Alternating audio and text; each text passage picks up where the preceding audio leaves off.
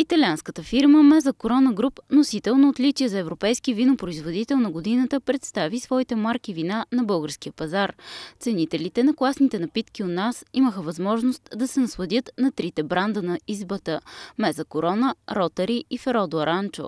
Сред тях бяха и двете премиерни марки – Делила и Canta d'Oro. Mesa Corona Group се занимава с винопроизводство от 1904 година и е един от основните производители на сорта Pinot Grigio. Компанията произвежда вина от двата региона – Триентино в Северна Италия и Сицилия в Южна Италия. Ние произвеждаме този сорт в най-типичния и класически регион в света. За отглеждането на Pinot Grigio са много важни специфичните условия на микроклимата в италианската област Триентино. Българинът познава Pinot Grigio като сорт генерално, а пък вината са на много добра цена, добро качество и цената определяща първо, а второ високото качество също е много важен фактор и смея да твърда, че със всеки изминат месец имаме много по-добри продажби.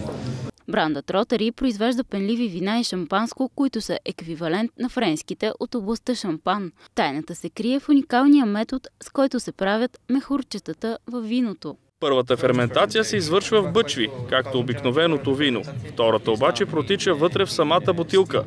Тя лежи в хоризонтално положение в продължение на 2 години без да бъде пипана от никой, докато специалните съставки спомагат за произвеждането на балончетата.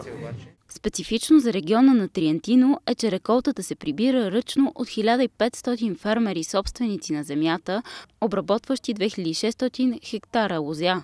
За Mesa Corona Group е изключително важно и отношението към околната среда.